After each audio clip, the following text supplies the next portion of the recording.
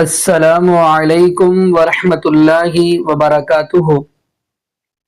بسم اللہ الرحمن الرحیم۔ وَقُلْ جَاءَ الْحَقُّ وَزَهَقَ الْبَاطِلُ إِنَّ الْبَاطِلَ كَانَ زَهُوقًا۔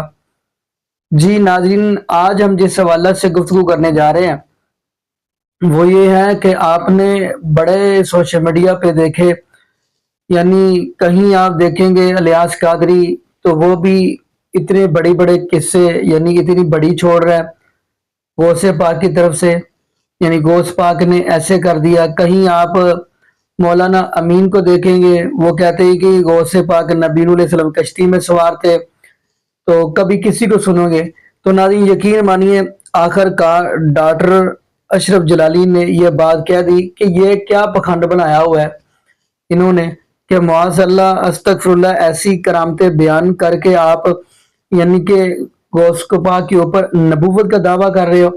تو آئیے ناظرین ہم مل کے وہ ویڈیو دیکھتے ہیں، پھر انشاءاللہ ناظرین اسی والا سے ہم بھی گفتگو کریں گے۔ تو آئیے ناظرین مل کے وہ ویڈیو دیکھتے ہیں، ڈاکٹر اشرف جلالی کی گفتگو بھی سنتے ہیں، ساتھ ساتھ ہم آپ کو الیاس قادری، سلمان مصباحی اور جتنے بھی ہیں ان سب کی ویڈیو بھی ساتھ ساتھ آپ کو دکھاتے چلیں گے، ساتھ کوکب نورانی کی۔ تو آئیے ناظرین مل کے ویڈیو دیکھتے ہیں، پھر انشاءاللہ ناظرین اسی والا سے ہم بھی گفتگو کریں گے۔ تو آئیے ناظرین مل کے ویڈیو دیکھتے ہیں۔ مقام نبوت بھی اس وقت کئی جہتوں سے حملوں کی زد میں ہے، یعنی ایک تو دعوی نبوت کے لحاظ سے، جس طرح کہ ہم نے 7 ستمبر والی گفتگو میں بتایا کہ کچھ لوگ جہالت کی بنیاد پر ایسے لفظ بولتے ہیں کہ وہ سمجھتے ہیں کہ ہم دعوی نبوت نہیں کر رہے، لیکن شریعت اس کو دعوی نبوت ہی کہتی ہے۔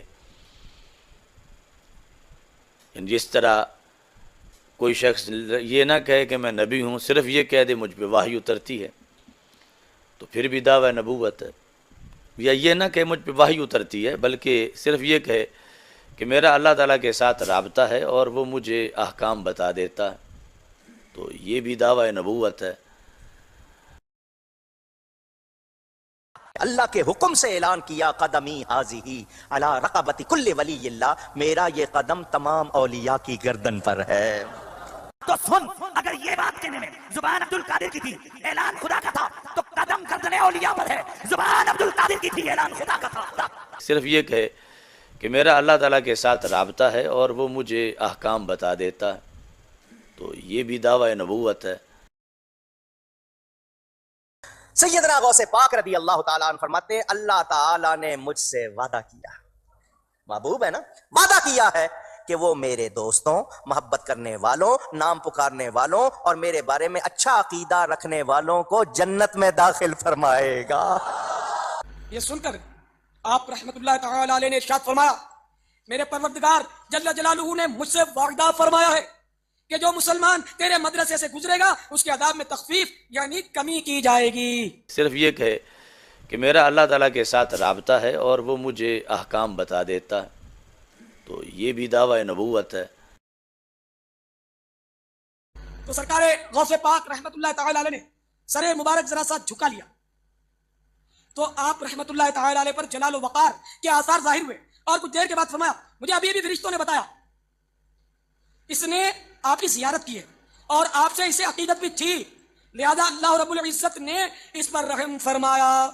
غوث پاک نے نگاہیں جھکائیں، فرمایا مجھے فرشتے نے بتایا ہے کہ اس نے ایک مرتبہ آپ کو دیکھا تھا، جب اس نے فرشتے نے گواہی دی فرمایا جا اللہ نے تیرے باپ پر رحمت کر دی ہے۔ اس نے کہا میں نے اپنے باپ کو بہشت میں دیکھ لیا ہے۔ کوئی شخص یہ نہ کہے کہ میں نبی ہوں، صرف یہ کہہ دے مجھ پہ وحی اترتی ہے تو پھر بھی دعوی نبوت ہے۔ ایک مرتبہ ایک وجدانی کیفیت طاری ہو گئی، اللہ نے فرمایا ہے معین الدین میں تجھ سے راضی ہو گیا ہوں، جو مانگتا ہے مانگ لے میں عطا کروں گا۔ غریب نواز عرض کرتے ہیں مولا اپنے لیے اپنی ذات کے لیے کچھ نہیں مانگتا، میرے اللہ ایک ہی تمنا، ایک ہی آرزو، ایک ہی خواہش، میرے مریدوں کو بھی جنت عطا فرما دے۔ مولا میں خوش ہو جاؤں گا، مولا میں راضی ہو جاؤں گا، مولا تو چاہتا ہے میں خوش ہو جاؤں، میری خوشی چاہتا ہے مولا میرے مریدوں کو بھی جنت عطا فرما دے۔ اللہ نے فرمایا اے معین الدین میں نے تیرے مریدوں کو بھی جنت दे दी, उनके मुरीदों को भी जन्नत दे दी, उनके मुरीदों को भी जन्नत दे दी। सिर्फ ये कहे कि मेरा अल्लाह ताला के साथ राबता है और वो मुझे अहकाम बता देता है, तो ये भी दावा नबूवत है। फरमाते हैं कि हज़रत बाई बुस्तामी रहमतुल्लाह अलैह, आपकी उम्र मुबारक काफ़ी हो गई थी, तो बुढ़ापे में आपने एक दफ़ा बारगाह इलाही में अर्ज़ किया, या अल्लाह करीम मैं बूढ़ा हो गया, तेरे तक पहुँचते पहुँचे कोई आसान तरीका नहीं कि बंदा तेरी बारगाह तक पहुँच जाए। तो हातिफ़ गैबी से आवाज़ आई, बायज़ीद मेरे महबूब मोहम्मद मुस्तफ़ा सल्लल्लाहु अलैहि वसल्लम को जानते हो? आवाज़ अर्ज़ किया, या अल्लाह मैं तो उनका एक अदना ग़ुलाम हूँ। तो आवाज़ आई कि उनके नालैन पाक से उठने वाली धूल को बायज़ीद अपनी आंखों का सुरमा बना लो, तो वो धूल मुबारक जो है जब तुम्हारी आंखों का सुरमा बन जाएगी तो लम्हों में तुम मेरे तक पहुँच जाओगे। सिर्फ ये कहे कि मेरा अल्लाह ताला के साथ राबता है और वो मुझे अहकाम बता देता है, तो ये भी दावा नबूवत है। एक चीख निकली, अर्ज़ किया बारी ताला अब अपनी तजल्ली ही दिखा दे, अंदर तो जा नहीं सकती, अपनी तजल्ली ही दिखा दे। फरमाया मेरी तजल्ली देखनी है तो देख। ऊपर जो निगाह उठाई तो खून का बहरे बेकरार नजर आया। बारी ताला ये खून कैसा है और चीखो पुकार की आवाजें कैसी हैं? फरमाया राबिया ये वो आशिकान हक हैं जिन्होंने सारी जिंदगी मेरे इश्क में, मेरी तलब में, मेरी तलब में, मेरी तलब विसाल में, मेरी कुर्बत की तलब में गुजार दी। ये उनकी आरज़ुओं का खून है, ये उनकी आरज़ुएं चीखो पुकार कर रही हैं। सिर्फ ये कहे कि मेरा अल्लाह ताला के साथ राबता है और वो मुझे अहकाम बता देता है, तो ये भी दावा नबूवत है। हज़रत सैयदना ख्वाजा गरीब नवाज रहमतुल्लाह ताला अलैह हर दिन और हर रात में एक एक बार कुरान करीम खत्म करते, और जब खत्म कुरान फरमा लेते तो गैब से आवाज आती, ए मोइनुद्दीन हमने तेरा कुरान कबूल किया। सुभान अल्लाह। कोई शख्स ये ना कहे कि मैं नबी हूँ, सिर्फ ये कह दे मुझ पे वाही उतरती है, तो फिर भी दावा नबूवत है। फरमाते 3 साल के बाद खिज़र अलैहिस्सलाम 2 रोगनी रोटियां, पराठे कहते हो रोगनी रोटी को, पराठा शीर माल लेकर आए, दूध का प्याला और मुझे लाके दिया, खाओ मैं खिज़र हूँ, अल्लाह ने भेजा है। गौस पाक फरमाते हैं मैंने कहा मैंने अल्लाह के लिए खाना पीना छोड़ दिया है। खिज़र अलैहिस्सलाम ने कहा मुझे अल्लाह ही ने भेजा है, लेकिन गौस पाक महबूब है, फरमाया जिसके लिए छोड़ा है जब वो कहेगा तो खाऊंगा, जब वो कहेगा तो।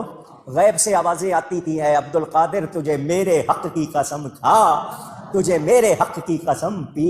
आला हज़रत फरमाते हैं कसमें दे दे के खिलाता है पिलाता है तुझे, कसमें दे दे के खिलाता है पिलाता है तुझे, प्यारा अल्लाह तेरा चाहने वाला तेरा।